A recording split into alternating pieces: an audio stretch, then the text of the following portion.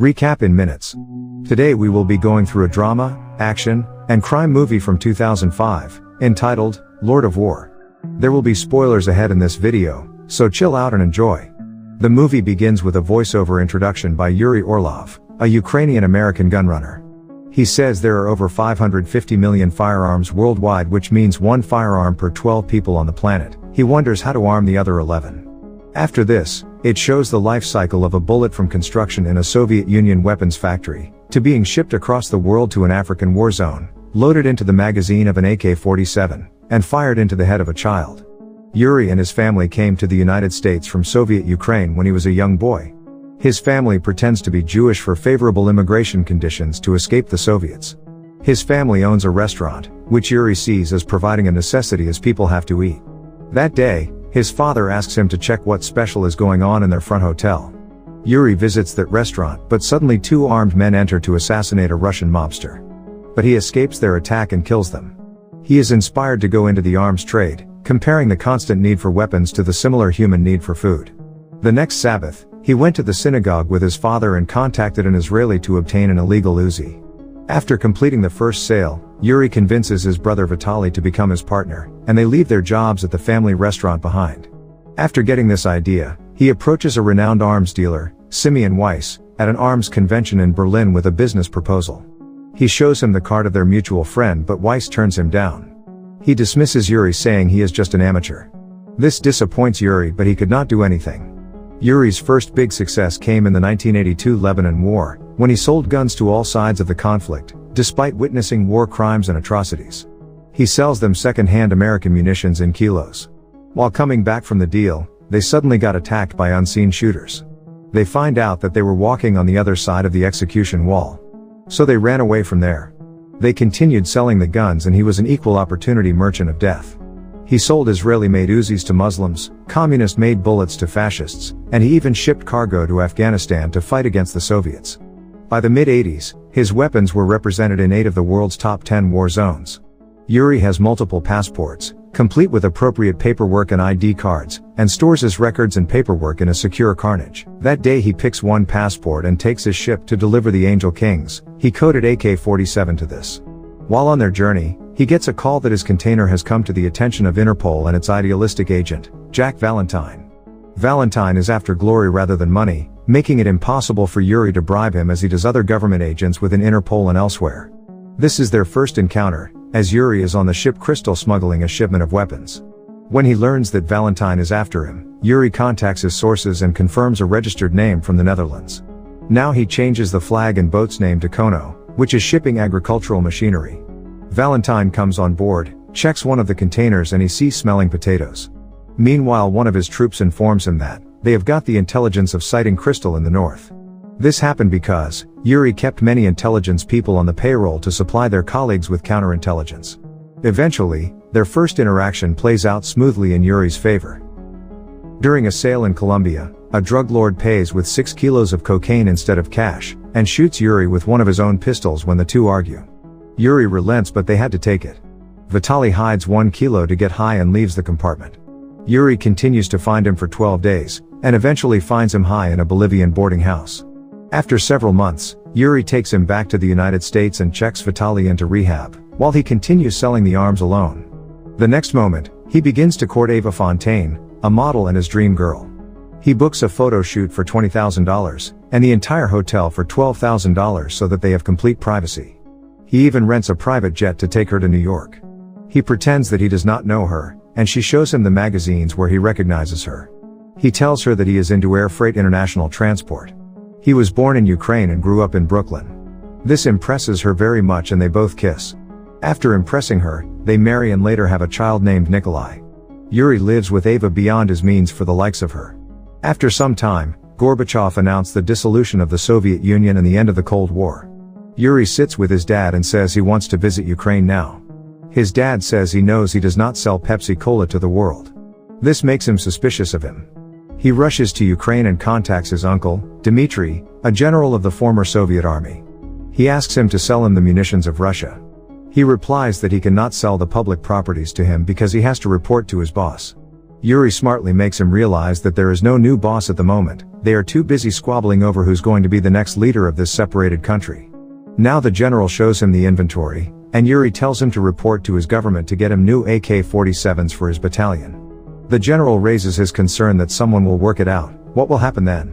He says they will simply cut them in. After that he begins to buy his tanks, guided unguided missiles, mortars, rocket launchers, and AK-47s to expand his inventory, explaining in detail how the AK-47 is the most reliable assault rifle in the world. Weiss comes back and attempts to deal with the general, but Yuri receives him. He says he is late. Now he takes him to the restaurant to discuss his proposal for Dmitri. At the end of the conversation, Weiss requests him to take him in this deal with Dmitri. Yuri dismisses him, saying that he thinks he is an amateur now. He is the same person who was not good enough for him before.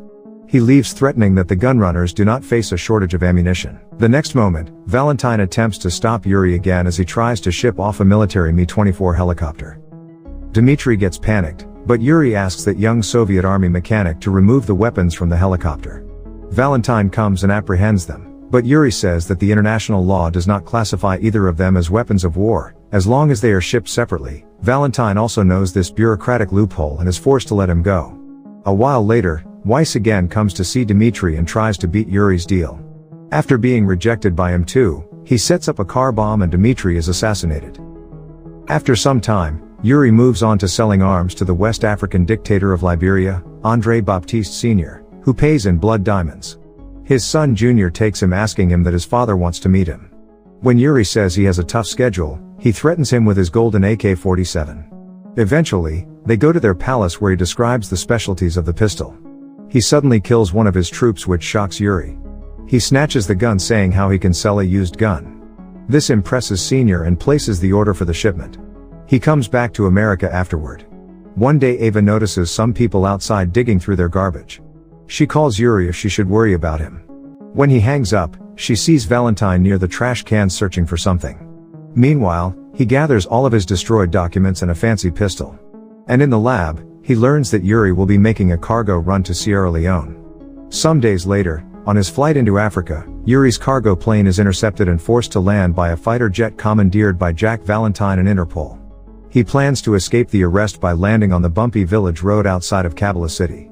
They somehow manage to land and the pilots run away, abandoning the plane. Yuri opens the door and starts handing out the cargo to locals. He ensures no weapons are on the plane by the time Valentine and his Interpol get there. After the plane is empty, Valentine comes there, handcuffs him, and detains Yuri for 24 hours before being forced to release him. When they are gone, the locals come again and dismantle the plane. After 24 hours they come back again to uncuff him. Yuri makes his way back to Monrovia, where Baptiste invites him to kill the captured Weiss, who simply states he came to Liberia to sell weapons to Baptiste's enemies. Yuri is reluctant but does not tell Baptiste to stop pulling the trigger and killed Weiss. Valentine keeps Yuri under surveillance, and one day he reveals to his wife Ava that Yuri is a major weapons dealer. Ava pleads with Yuri to stop, and he does. He started a business of timber, however, he dislikes it. He complains that the profit margins are low and that there is too much competition compared to illegal arms. Yuri re-enters the arms market when Andre approaches him. He is reluctant but goes when Baptiste tells him that he will pay more than the usual rate. After some time, he goes to ship the arms. Ava gets suspicious of his behavior and follows him. She also finds out about his carnage and unlocks it with the digits of their son's birthday. She gets shocked when she finds his passports, guns, and other illegal documents. While on the other hand, Yuri decides to bring Vitaly along because he is nervous about the current climate of Liberia. However, they later learn that the sale is actually taking place in Sierra Leone. During the deal, Vitaly witnesses Ruff's militants stabbing a mother and her child to death, and tells Yuri the entire refugee camp will be massacred if the deal comes through. He pleads with Yuri to stop the deal, but Yuri says it's not their conflict. If he backs out, the militia will simply kill them along with the refugees. Taking matters into his own hands, Vitaly steals a pair of grenades and destroys one of the two trucks carrying the weapons. Before he reaches the other truck, rough soldiers shoot him. Yuri approaches his dying brother, restores a grenade pin and tosses it back to the contractor. Yuri still accepts the deal and all the villagers are then slaughtered. The diamond payment is halved for the remaining weapons. Yuri ships his brother's body back to the United States with him.